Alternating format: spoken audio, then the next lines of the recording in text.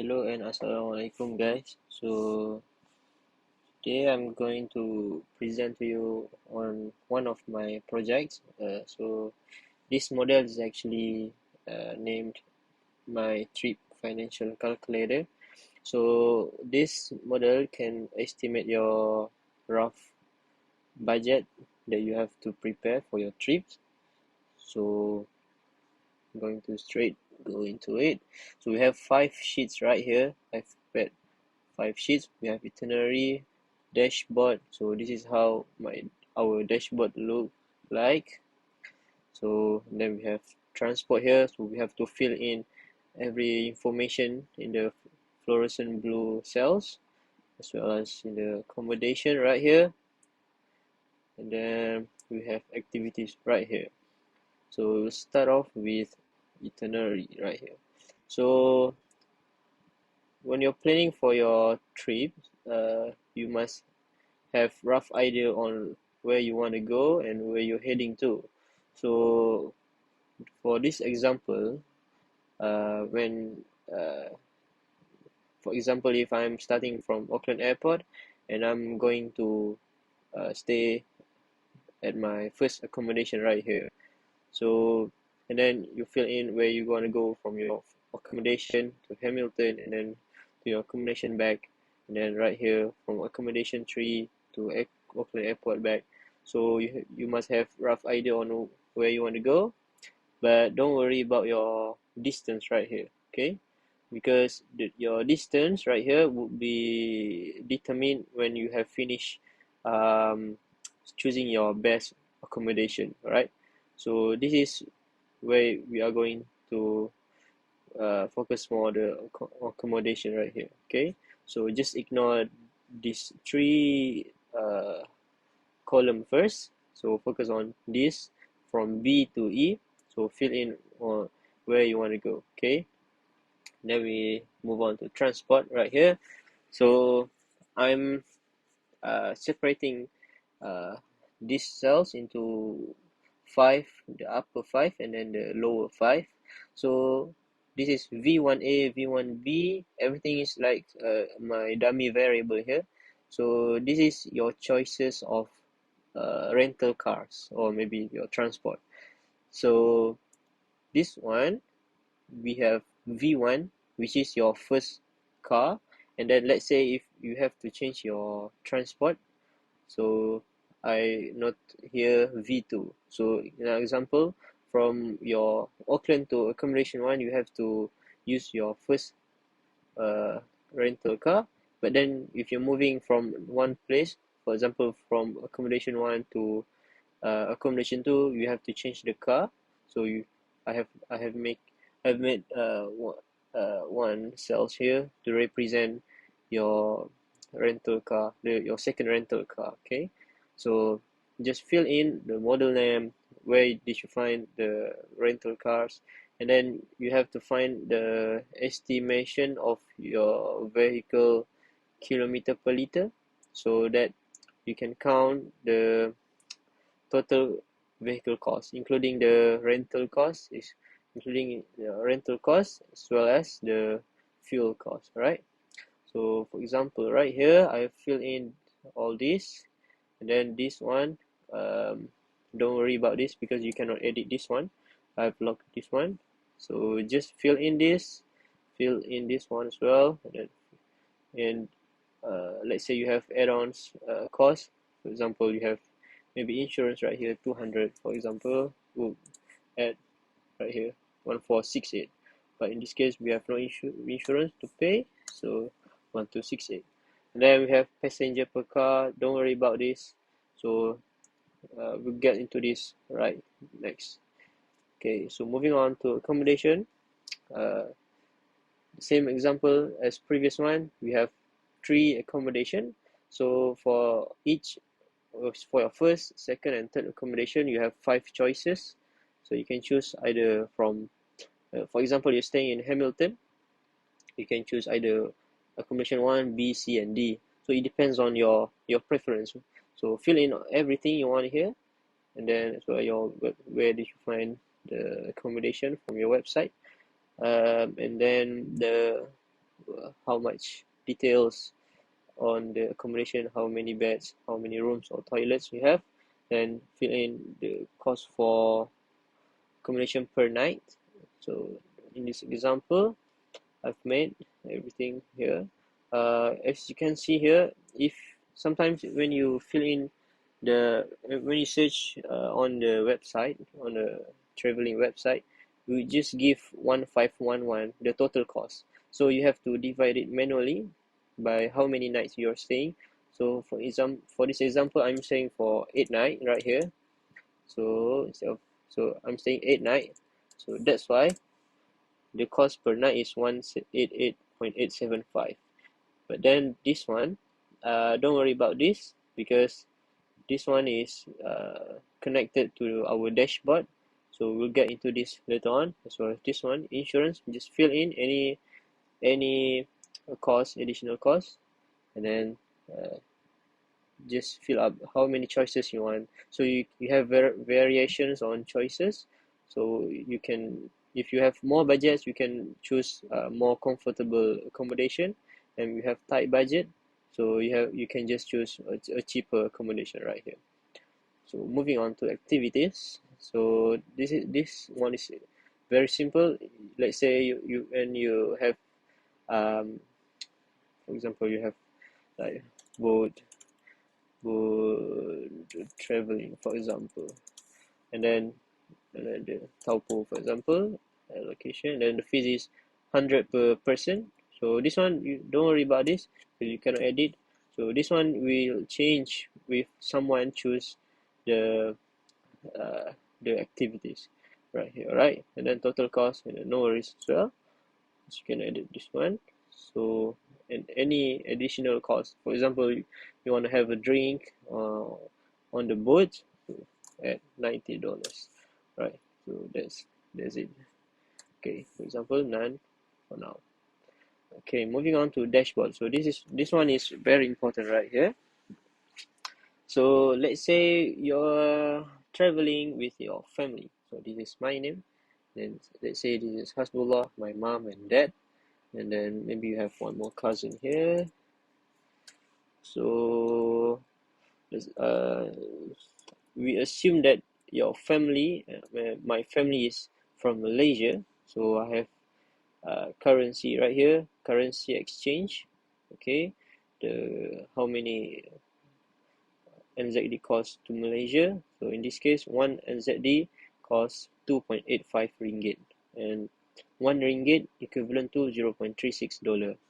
So in example, if I wanna um, change 5,000 ringgit here, I will get 188,1800 dollars. And for example, if I wanna change 1600 1.6k dollar, I will get 4560, right?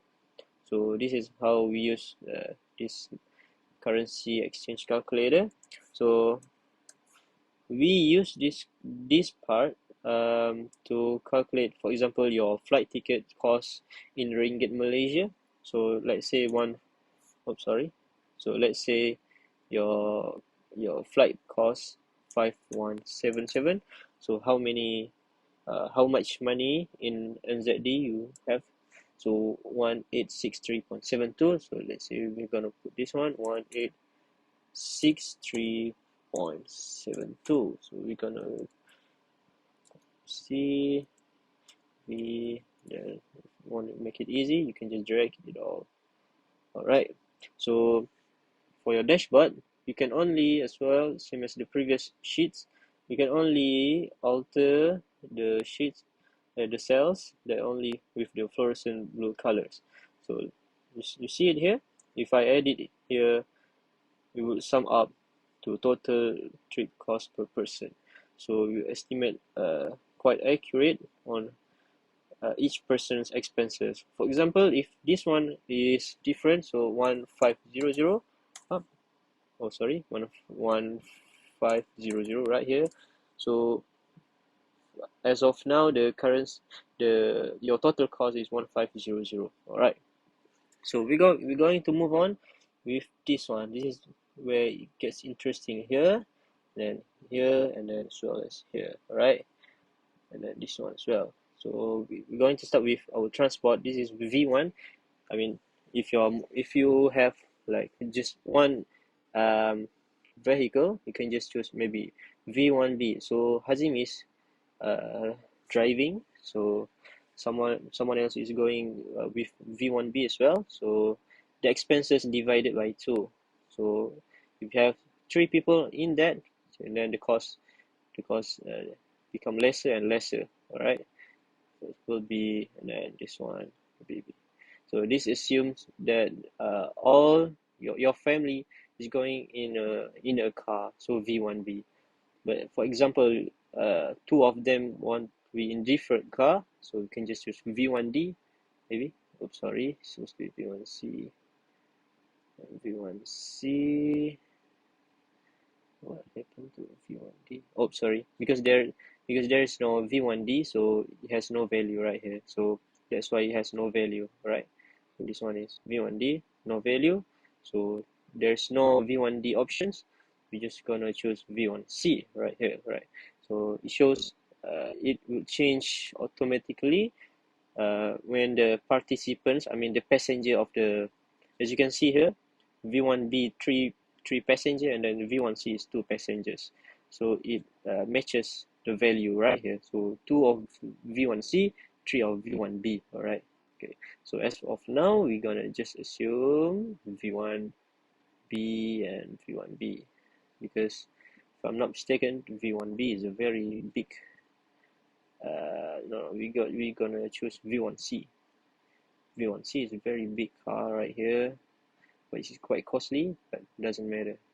So I'm gonna choose V1C, everything here. Okay, so yep, automatically sum up the value. So in this one, assume we have three accommodation. You have to travel and then move to three accommodation. So let's say we're gonna choose V1B, maybe V1D. Do we have? Yep, V1D as well. This one, V1D. Yep, V1D. So V1D right here. All right. So before you get into your V1D right here, you have to fill in these cells first. So you have to, from your itinerary right here, you, you have to determine how many days you are traveling. So for this case, my family and I is traveling for 14 days, and then we're staying at accommodation 1 for 8 nights, then accommodation 2 for 1 night, and then accommodation 3 for 4 nights. So this sums up to maybe 13 nights and 14 days, so 13 nights. So right here, then we're gonna choose our second accommodation. Oh, I think there is no accommodation. Yep, so it shows no value actually. So you have to choose V1B. Yep, so this one sums up B. So everyone is choosing B for second accommodation. And then for the last accommodation, you're going to choose, let's see right here, what do we have? We have option A and B. We're going to choose the slightly cheaper one, so we're going to choose A. All right. So we're going to choose 3A. Everyone's going to choose 3A. Okay, good, cool. So this sums up to total accommodation cost per person. And then, as you can see, total this column sums up to everything you need. Yes. Then, for example, this one for activity 1, in this case, we only have one activity. So other than that, you are going for FOC activity free of charge. So just assuming my mom and dad don't want to get on the boat because they have seasick. So let's say Hazim, yes, he's going. Hasbullah is going as well, and then my cousin is going as well. So just three of us. And then my mom and my dad. My mom's not going, and then my dad's not going as well. As you can see right here, our difference here, difference in 100. So both of us, Hazim and Hasbullah is going, but my mom and dad's not going. So there's different costs for each person, right? So we don't have any activity for second, three or fourth activity. So just ignore that one. So um, so sometimes when you're traveling, you have public transport costs. So as you can see right here, maybe when you're in Auckland or Wellington, you have transport costs, public transport costs. So right here, we're gonna assume public transport. So you are adult, and everyone here is adult. But if you have no public transport cost, just uh, just clear this up. But in this case, we have. So I'll put this. So my assumption right here is um your when you're traveling for 14 days, I'm just assuming you have each day you're using public transport for $5. So 5 times 14 days is equivalent to $70. For example, if I'm changing this one, this cell to 13 days, we will change to 65. But in this case, just maintain the 14 days. Alright, change. For example, if my cousin is from 1 to 12 years old, he's a child, so his cost divided by 5, because I'm assuming if he is a child or if she is a child, um, his cost would be $2.5 per day as he's using the public transport, right? So this one also estimating your meal cost per day. So if he is a child, $20 per day, and then if you're an adult, $40 a day. All right. So yep. So this is your estimated cost in NZ dollar. So right here, 3387. So copy this one. Let's see. There in NZD, month V. You're just gonna just paste our values. So in Malaysia ringgit, we only need about 9,654 and 60 cents, approximately 10k of Malaysia ringgit to travel from Malaysia to New Zealand in 14 days. So this is how we use this model.